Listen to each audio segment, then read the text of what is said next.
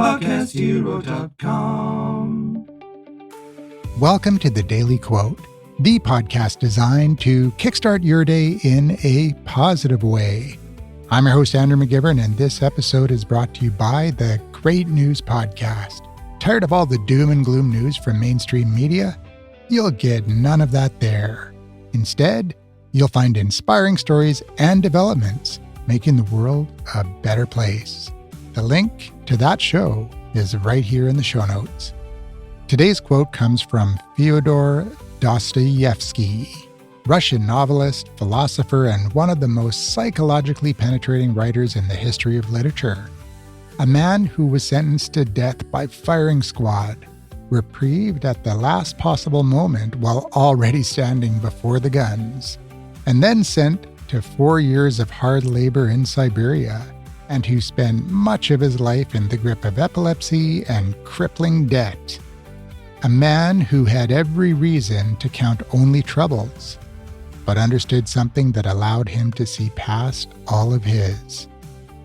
From his collection, Notes from the Underground, he wrote, "Man only likes to count his troubles. He doesn't calculate his happiness."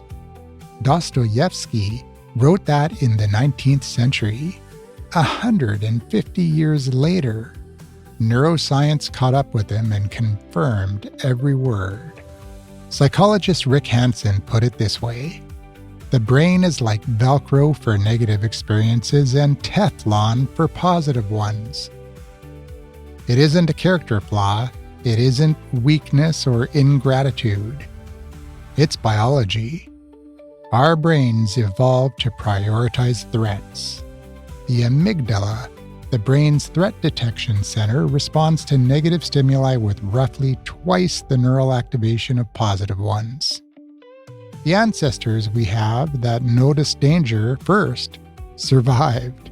The ones who lingered in appreciation did not. Evolution built us to count our troubles. The problem is that the world we live in today looks almost nothing like the one that biological system was designed for. And the survival mechanism that kept our ancestors alive is quietly stealing our happiness." Hanson describes how negative experiences are instantly registered and intensely stored in what he calls implicit memory, the deep feeling of what it's like to be alive. And that implicit memory bank gets shaded darker and darker by the slowly accumulating residue of negative experiences, while positive ones largely pass through without even sticking. Here's what that means in practical terms. Think about a day where 9 things went well and 1 thing went pretty bad. Where does your mind go at the end of the day? Where does it go at 2 a.m. when you can't sleep? The 9 good things disappear. The 1 bad thing expands until it fills the room. Not because you're pessimistic, but because your brain was built that way. Researcher John Gottman found that it takes at least 5 positive interactions to make up for the emotional weight of a single negative one. The deck is structurally stacked against happiness, unless you actively intervene. And that intervention is exactly what Dostoyevsky is pointing toward. This isn't toxic positivity. It's not pretending the troubles aren't real, but it's the deliberate, conscious act of calculating your happiness with the same attention you automatically give to your troubles. Counting what went right, noticing what is already good, holding the positive long enough for it to actually register. Hanson's research suggests that for a positive experience to encode into long-term memory, it needs to be held in conscious attention for at least 10 to 20 seconds. Otherwise, it simply disappears, evaporates. The troubles count themselves automatically. The happiness has to be counted deliberately. And now that we have the internet and social media, amplifying bad news and catastrophe from all around the world, it makes things even worse. Because news media knows very well that our brains are wired to pay attention to negative news. So that is what they give us. And social media algorithms, it's all about the attention, baby. And come on, negative news, negative events, negative emotions, conflict, all of that stuff gets fed in our social feeds because attention is what drives revenue.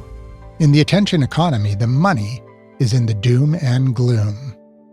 But the thing is, in reality, there is just as much positive news happening every day. Maybe even more than negative news. Good things are happening every single day. And that is why I started the Great News Podcast and the Daily Quote Show. To spread the good news and prove that the world is a better place than you might think. If you were going out of your way to listen to this podcast, to get a positive, inspiring quote every day, then you already know this. I'm preaching to the choir here. So here's the question. At the end of the day, before you fall asleep tonight, what if you spent 2 minutes calculating your happiness with the same diligence your brain automatically applies to your troubles? Or maybe write it down in a gratitude journal. We've talked about those recently too. Do not deny the hard things, don't pretend the problems don't exist.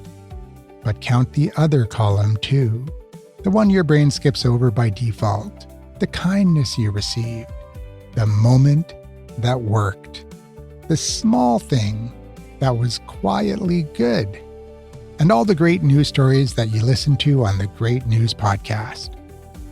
Just saying, because Dostoyevsky was right. The troubles count themselves. The happiness needs you to do some counting. That's going to do it for today. I'm Andrew McGivern, signing off for now. But I'll be back tomorrow. Same pod time, same pod station, with another daily quote.